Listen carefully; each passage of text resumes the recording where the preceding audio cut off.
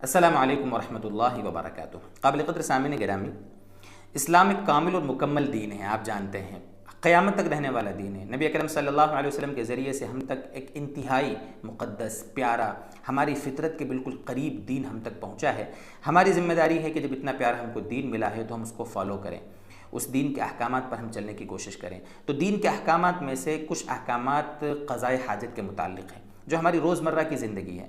रोज़ाना हम पेशाब करते हैं, बड़ा इस्तिंजा करने जिसको हम लैट्रिन कहते हैं, वहाँ जाते हैं, वॉशरूम जाते हैं, टॉयलेट जाते हैं। ये हमारी रोज़मर्रा की ज़िंदगी है, हमारे साथ ये चीज़ें लगी हुई है, हमारी ज़रूरियात हैं, हमारी ज़िंदगी का हिस्सा है।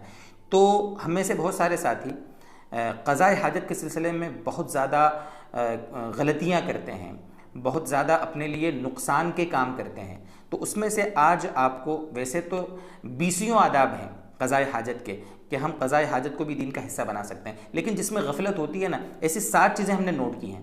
तो उन 7 चीज़ों को हमें ख़ास तौर से एहतिमाम से करना चाहिए। मतलब उन 7 चीज़ें ऐसी कि जिनका हमें ध्यान रखना चाहिए।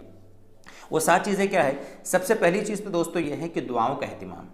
बहुत बड़ी गफलत होती है। हालांकि दोस्तों बुज़ुर्गों, ये जो क़ज़ाए हाजत की जगहें होती हैं, जिनको हम वॉशरूम बोलो या टॉयलेट्स बोलो, वो नापाक जगह होती है, गंदी जगह होती है आम तौर पर, ठीक है।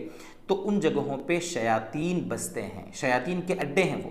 ख़ुद नबी अकरम सल्लल्लाहु अलैहि वसल्लम की रिवायत ऐसी मौजूद हैं। आप सल्लल्लाहु अलैहि वसल्लम ने रिवायतों में सराहतन फरमाया है कि ये जो जगहें होती हैं, ये ऐसी जगह होती है जहाँ शयातीन बसते हैं, शयातीन के अड्डे हैं। इसलिए मेरे दोस्तों, जब भी इस्तिंजा के लिए पहुँचे आप, या कहीं जंगल में गए हैं, तो अपने कपड़े उतारने से पहले, सतर खोलने से पहले दुआ का एहतिमाम करें। मैं आपके सामने दुआ स्क्रीन पर लिखता भी हूँ।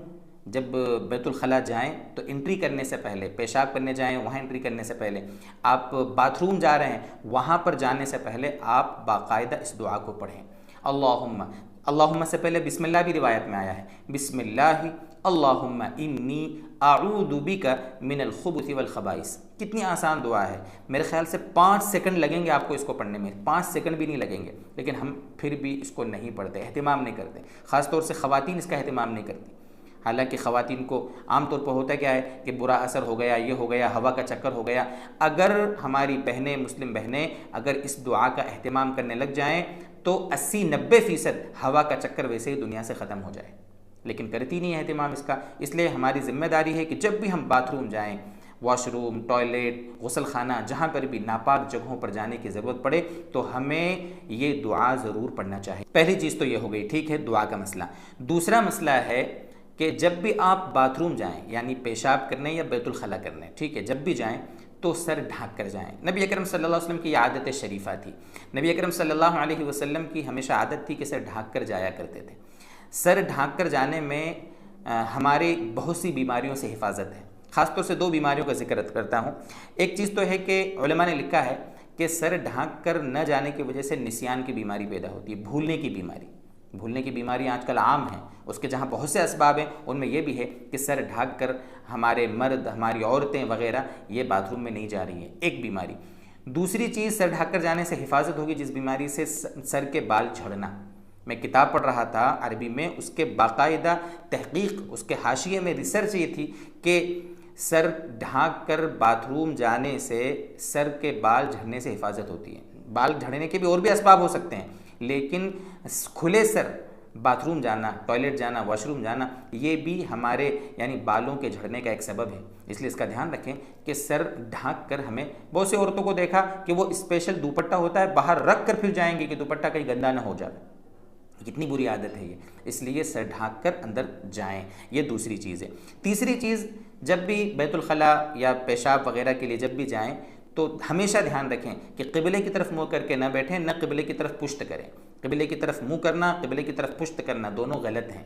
बल्कि हम हनफ़ी मसलक में नबी अकरम सल्लल्लाहु अलैहि वसल्लम की अहादीस की रोशनी में तो ये बताते हैं कि आप कहीं मैदान में हो, खुले में हो कहीं पर, या आप बिल्डिंग में हो, हर हाल में आपको क़िबले की तरफ न पुश्त करना है, न क़िबले की तरफ आपको मुँह करके बैठना है। ये तीसरी चीज़ जिसका हमें ध्यान रखना है। चौथी चीज़ जिसका हमें ध्यान रखना है, जिसमें हमारे ख़ास तौर से नौजवान जो मर्द तबका है वो इसमें बहुत मुब्तला है, बहुत मुब्तला है। वो क्या है कि जब पेशाब करते हैं या बैतुल खला करते हैं, ख़ास तौर से पेशाब करते वक्त ये बीमारी होती है कि पैंट है, जीन्स पहने हुए हैं, लोअर पहने हुए हैं, अब पेशाब करने के लिए बैठे, जो तहारत खाना होता है वहाँ पर, तो तो मुकम्मल इत्मीनान हासिल करें। इत्मीनान का मतलब होता है कि पेशाब के कतरे निकलने का पूरा इत्मीनान हो जावे कि हाँ अब पेशाब के कतरे नहीं बचे हैं। किसी भी तरीके से खकार कर हो, वहीं उड़बेट लगा कर हो, एक दूसरे पर पैर रख कर हो, किसी भी तरीके से, या हल्का सा वहाँ चहलकदमी करके किसी भी तरीके से मुकम्मल कतरे उतर जावें। उसके बाद आप धोएं, ढेला इस्तेमाल करें या पानी इस्तेमाल करें, जो आपकी मर्ज़ी। ये बहुत ज़रूरी है। होता क्या है, वैसे उड़ जाते हैं धोकर और एक दो बूंद जो है, एक दो कतरे जो होते हैं, एक दो ड्रॉप वो अंडरवियर में गिर गई या पैंट में गिर गई, ये कितना बड़ा नुकसान हो गया। पैंट नापाक हो जाएगी, नमाज कैसे होगी हमारी, बड़ा नुकसान है। इसलिए इस्तिबरा हदीस पाक की रोशनी में ये वाजिब है। वाजिब का मतलब ये है कि अगर नहीं हम करेंगे इस्तिबरा, यानी मुकम्मल इत्मीनान हासिल नहीं करेंगे, नमाज के मसले हो जाएंगे, अज़ाब क़ब्र के मसाइल हो जाएंगे, बड़ी बड़ी दुश्वारियाँ हैं। इसलिए चौथे नंबर पर बड़ा अहम मसला है कि हम इस्तिबरा करें, ठीक है। और पांचवी चीज़ है जिसका हमें एहतिमाम करना है, गुसल खाने में पेशाब करना। गुसल खाना नहाने के लिए बनाया जाता है, यानी कि गुसल करना, ठीक है। टेक बाथ जिसको कहा जाता है, गुसल करेंगे, उसमें हम नहाएंगे, गुसल करेंगे, शावर लेंगे, वहीं पर पेशाब करना गलत है। बल्कि गुसल खाने में पेशाब करने से वसवसे की बीमारी पैदा होती है। हदीस पाक की रोशनी में अल्लाह के नबी सल्लल्लाहु अलैहि वसल्लम का सराहतन ये फरमान मौजूद है। हाँ, अगर पक्का बाथरूम है कि अगर वहाँ पर हम एक तरफ बैठकर अगर पेशाब करते हैं तो आसानी से बह जाएगा, तो ठीक है, उसमें इतना बड़ा मसला नहीं है। लेकिन कच्चा बाथरूम है जहाँ छींटे पड़ने का डर है, वहीं से छींटे नहाने की बाल्टी में पड़ने का डर, अगर ऐसा है तो फिर हमें इसका ध्यान रखना चाहिए, एहतियात बरतनी चाहिए, ठीक है। ये हुई पांचवी चीज़। छठी चीज़ है खड़े खड़े पेशाब करना। खड़े खड़े पेशाब नहीं करना चाहिए। नबी अकरम सल्लल्लाहु अलैहि वसल्लम ने सहाबा को बाकायदा इसकी तलकीन फरमाई। खुद आप सल्लल्लाहु अलैहि वसल्लम बैठकर पेशाब फरमाते थे। कभी मजबूरी में अलग मसाइल हैं, आप कहीं ऐसी जगह फंस गए कि वहाँ पर आप बैठकर नहीं कर सकते, नीचे नापाकी है, आप खड़े खड़े यानी बैठकर करने जाएंगे तो नापाकी में मुलव्वस होने का डर है, बैठने की जगह नहीं है। जैसे एयरपोर्ट वगैरह पर जो कमोड वाले जो वॉशरूम होते हैं, कमोड वाला जो टॉयलेट होती है, अंग्रेज़ी जिसको वेस्टर्न कहा जाता है, वहाँ पर ठीक है दुश्वारी होती है, तो आप खड़े खड़े कर लें और उसके बाद आप इस तरीके से खड़े खड़े फारिग हों कि भाई अपने कपड़ों को न लगे और टिश्यू पेपर से उसको साफ़ कर लें।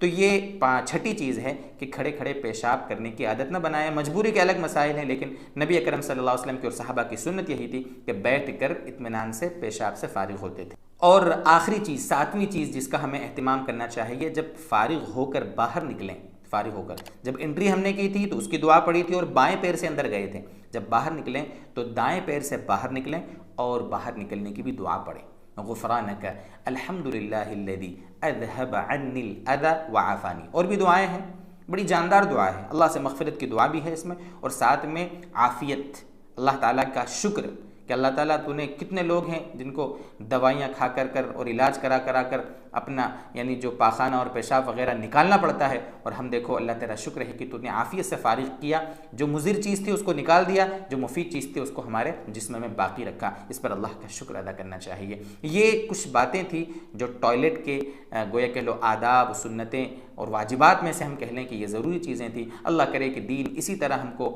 आसानी से समझ में आता रहे और हम सब पूरे दीन पर आफ़ियत के साथ मौत तक चलने वाले बने।